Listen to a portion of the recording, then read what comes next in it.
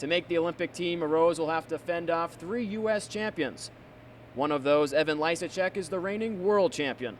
That's some serious competition. Garciaparra played for 3 different teams after leaving the Red Sox, but as we saw today, his heart will always belong to Boston. No ma will play no more. Reporting from City of Palms Park in Fort Myers, Florida, Dan Massar, WEBN.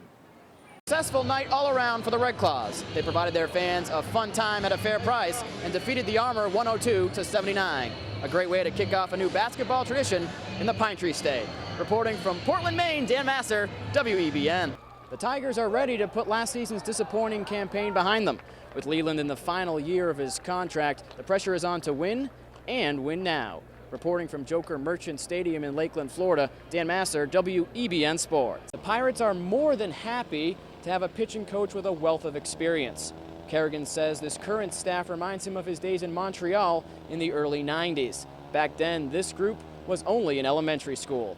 Reporting in Bradenton, Florida, I'm Dan Massar, WEBN Sports. Dmitrik has become a renaissance man, involved in radio, TV, film, and volleyball, all here at Emerson College. Unique experience being coached by college students.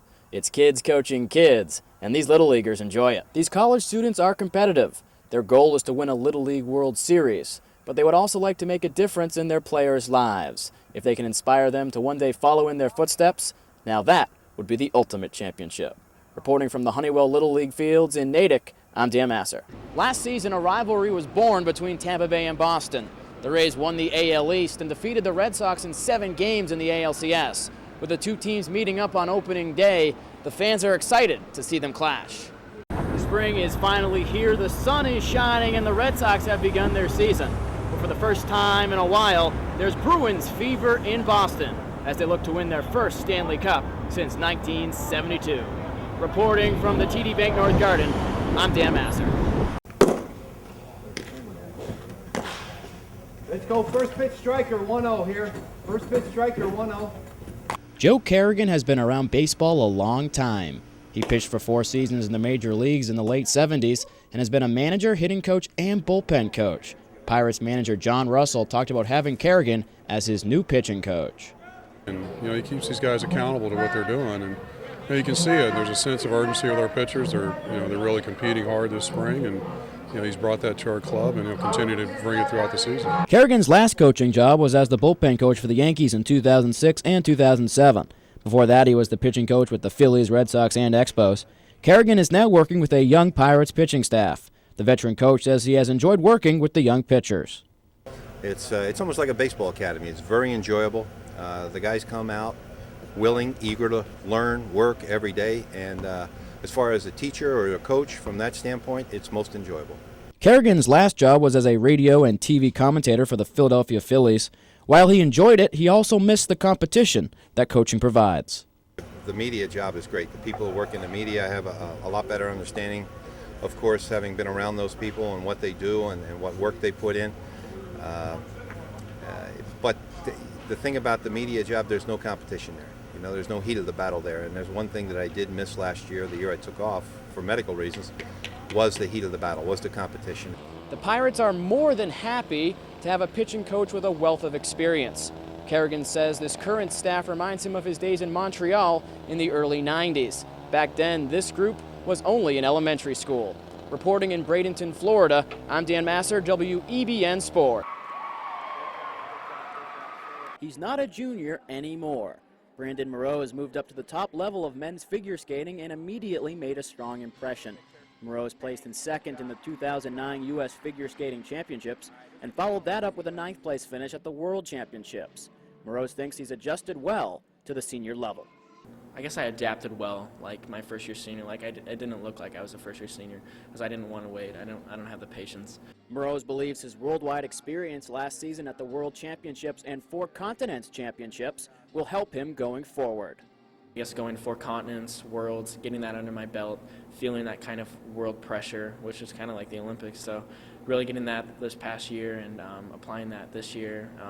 Have a great new program. So kind of all the little knickknacks and little details, we've kind of summed it up this year, and we're working on those, and hopefully will get me to the games. To make the Olympic team, Rose will have to fend off 3 U.S. champions.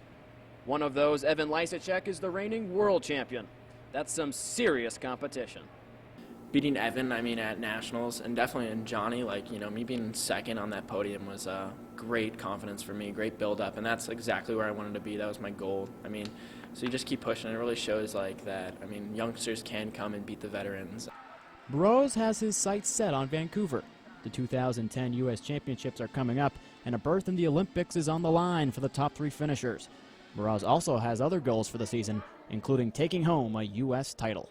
I want to medal at both Grand Prix, and we'll be back here in Lake Placid for Skate America, so hopefully get a spot on the podium and make the Grand Prix final, do well there, and I got second last year, so there's only one spot above second, so going for that title. The U.S. silver medalist was in Lake Placid for a summer skating show. Burroughs is from St. Louis but trains and lives in Colorado and will be 19 in December. There's no doubt that the teenager from the Show Me State will be ready to give it his all for a chance at the Olympic dream. Reporting from Lake Placid, Dan Massar, WEBN.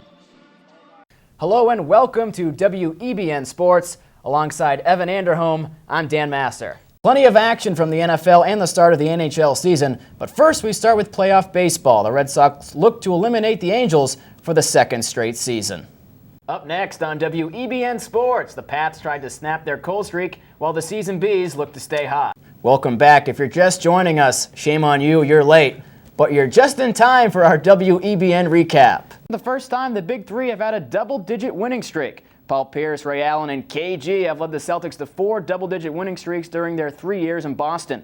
A win in Memphis would extend their current streak to 11 games. Hello, I'm Dan Massar, and welcome to the WEBN Sports Blast. The Orioles have been busy in the last week. The Boston Red Sox just improved in an area in which they were lacking. Monday, the club signed free agent John Lackey to a 5-year, $85 million deal. So much for preseason predictions. The Colorado Avalanche were picked to finish in last place in the Northwest Division, but a hot start has them sitting at the top of the standings. The Detroit Red Wings were last season's Stanley Cup runner-up, but they're not playing like the team that made it to the championship. Coming off a rough overtime loss to the Phoenix Coyotes, the Wings look to bounce back and avoid getting buried by the Avalanche. Alabama's trophy case just got a bit more impressive. Saturday night, Crimson Tide running back Mark Ingram took home the school's first Heisman Trophy.